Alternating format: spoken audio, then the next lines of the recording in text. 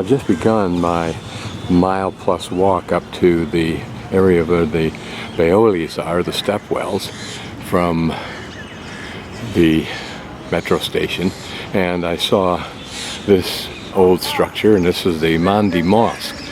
So we'll go take a look at it. Notice there's monkeys climbing around here, so I have to be careful. They're scavengerous little bastards. Entering into this old structure. I don't think this is the mosque, but I'm not sure what its role is, other than to house those unfortunates who must use it. But there's this larger structure back here, which I believe is our mosque. And notice that we're looking at a fairly large flat area where in its day people would roll out their praying blankets 5 times a day. A bit closer to the old mosque with its real monkeys grooming away in the early morn.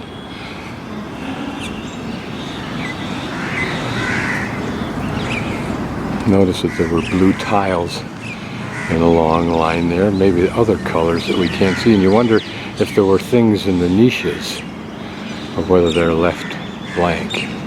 We'll explore what we can. Look at the detail that still remains. The Islamic graphics, void of humans and anything else usually, other than just graphics. You know, this larger arch is calligraphy of some sort. Pictures are characterized by simple, pretty geometry. No great extravagance. I'd taken a taxi or a tuk-tuk that they offer you. I would not have been able to stop for this easily. I could have, but not easily. Center of the large square, a couple, 3, 4, 5 large ant colony busy at work. You wonder if they ever have battles between the two, or if they all somehow figured out how to live comfortably together when probably limited resources on this expanse of cement.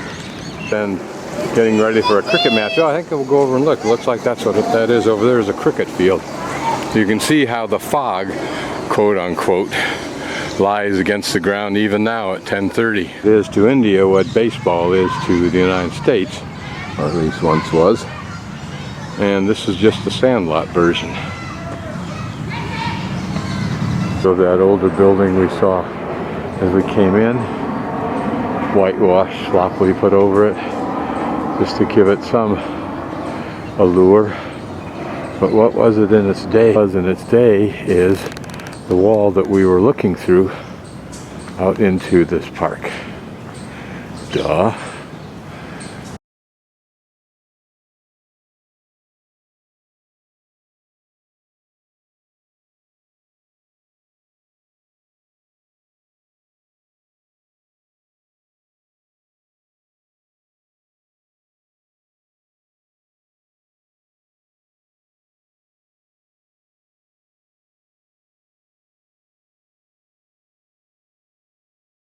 At one time been a very nice, pretty sign with a lovely standard.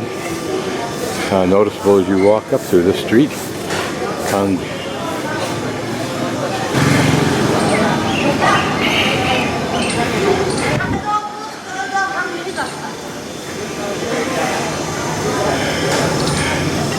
And as they've always been used for washing, for water source, probably for swimming as kids.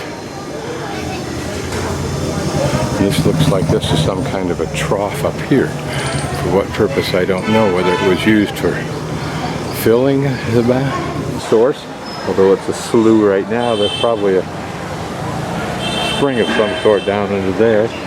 And it was intended to be guarded, but very curiously, as I found when I hit my head on it trying to get up, are these pointy things, but they're on the inside as well as the outside.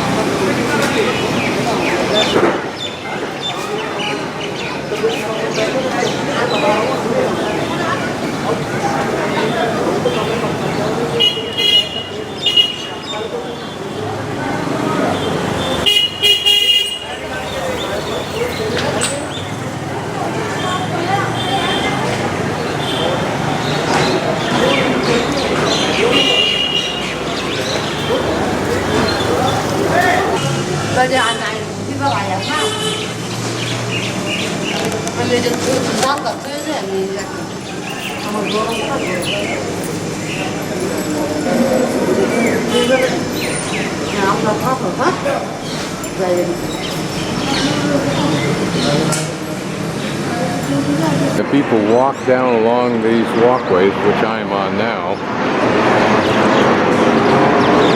up the steps over to the well area and dip down pails of water, stairs, and over to the well, and then drop down their empty pails to fill with the freshest of water.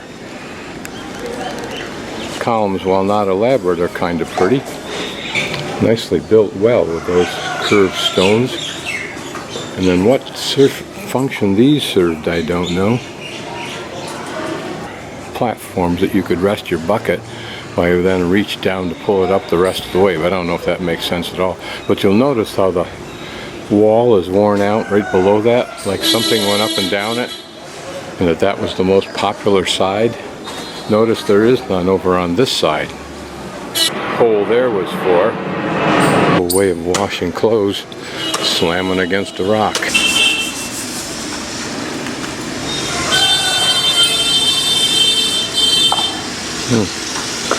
Look at the color that comes out of that.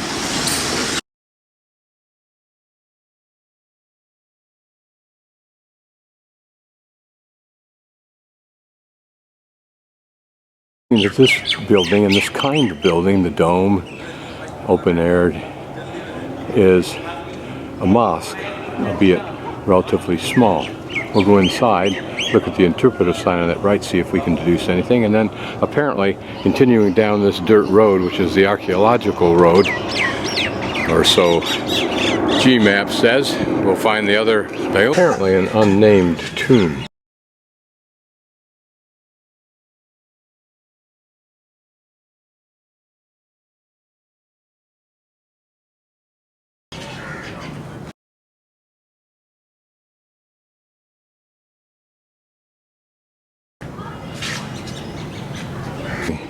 A very nice and new sign which suggests a desire to promote some kind of tourism to this area, which is smart as they upgrade their services here, make them palatable.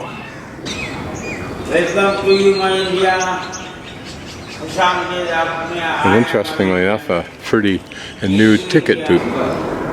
Again, I assume this is the direction of Mecca. So underneath here lies the bones and remains of two people that were famous to this, what now is a very decrepit little community. Soon we come to another, what looks to be quite an outstanding complex, and it may be that baoli I'm looking for. On the other hand, this may be it over here across the street. This is a more substantial tomb complex. Notice these little parapet finial type things that probably once lined all of the walls. Again, notice the pink booth. They're certainly preparing with this substantial fence for tourism that has been restored in some respects. This is where we are, substantial ones. Notice that what looks like a tomb complex right next to it. And that may have been part of what we saw, but I don't think so. I think it's a totally separate one. It looks like it's adjacent and part of this complex.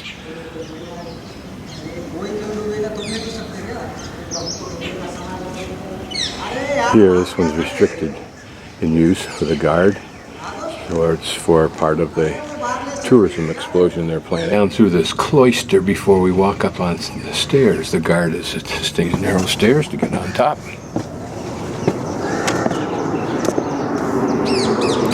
It's quite possible this area up here was used for lounging, picnicking, and that sort of thing, because it was a social center for this area. And from its side, the awning was actually original, designed to protect those archways. Here are those finial type things, but they're built as fascia for the top of this wall. And then some more detail down below. Whether that's white marble or not, I don't know. I've got a feeling that this awning was added later. Those stones look very precisely cut. Over a time that there was enough water in there that young men would dare each other to jump off that platform, or even more so this one right here. I'm guessing, I don't know. And what's interesting too is look at that raw rock sticking out down at the bottom, that they worked this wall around down there at least.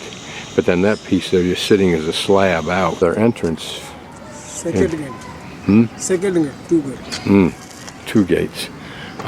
But notice this pretty detail on this archway of carved stone. Notice this is in much better condition than the one we saw just a few minutes before. Starting to deteriorate, but interesting that this person will have a renewed afterlife, because tourism will keep it very much alive and probably restored, which this building has somewhat the look of. Here you can see some of the architectural structure for it, particularly for the dome. I'm sure that's what that's for. And it looks like there's that, I forget what you could call it, that kind of wall, or ceiling rather, that's where one stone offsets the other as it goes upward. Detail over a doorway. And notice that a niche there, and there inside the niche, deep inside, is some more graphics. And here another graphic, and right in the center is some kind of calligraphy. Someday I will have that on my retinal implant vision and know it and talk, but as we go through, we're on the inside. Notice how dark it is. Was it black originally?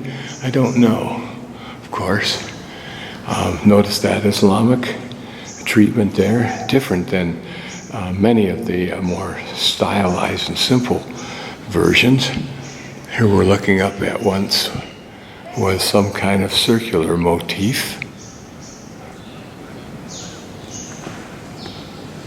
And notice the central dome is far more elaborate in the way those what look like petals of a flower are sculpted out. And here, very elaborate, that faces Mecca, I'm sure. And this might have served as a simple pulpit for the teacher. Notice that someone's ripped off that medallion, which is too bad. No wonder they got a guard. And we're just finishing it off with this part here. A closer look at this original stone lying here. And my guess is that they took stone that existed as they were chopping their way down, left it in situ so they could then build whatever they wanted to build. But notice that might, if you extended that across, might be a flat platform. And this triangular or trapezoidal section might be like that when they're missing the rock, which may be down in the water. And then probably with some kind of a monument or altar type thing in there. Hopefully when this is fully developed out someday they'll explain all that. And I'm going to focus in on now, it's three-dimensional, I believe. Isn't that pretty? Yeah, we're at the water level. Or not at the water level, but close. In India, you learn to look beneath the grime for the inherent beauty of the past.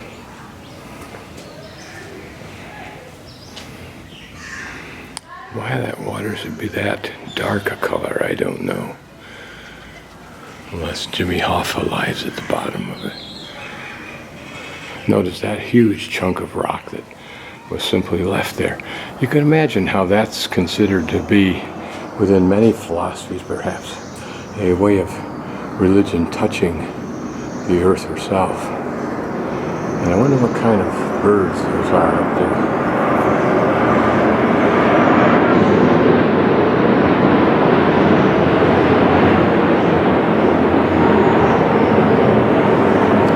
Kind of hawk or a sifter, I think. Maybe the ones with a huge long wingspan. Of this tourist sign obelisk, it looks like this approach to their tourism of these spots started quite some time ago, and maybe now for some reason getting a rebirth, or at least soon to. This little tomb that we saw, not so little seen from here on top of this man's tomb building, but as I pan around we see some other beautiful buildings. Don't know what they are, but I guess Better go find out. That's probably what I've got on my schedule today. I just don't know. Another up there. And on this, there's a little train there. I'll be darned. It looks like it's touristy. Interesting. And as I pan around, notice over there what looks like a giant stupa. And here we get an idea of the detail on the top of this man's tomb. Still simple, relying on the relief graphic and a bit of blue. And there may have been something else. It would have been a finial on top also. But this was an impressive complex. And probably this man, I'm just guessing, is the one responsible for having this built for his benefit and for the entire community.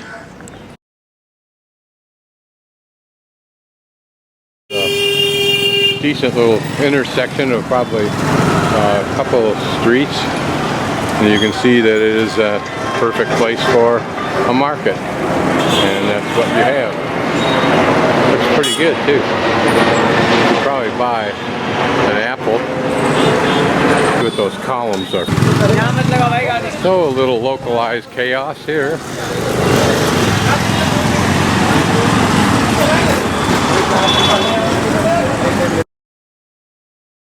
Same area, I found this structure. We'll go see what it is. I think it's one of the ones I'm trying to see today, but I have to see a name tag first. The Morale bus terminal. So a mosque, I don't think so. A tomb, I do. Notice what looks like the Jewish six-pointed star. That was a common figure or graphic used by several religions, I think.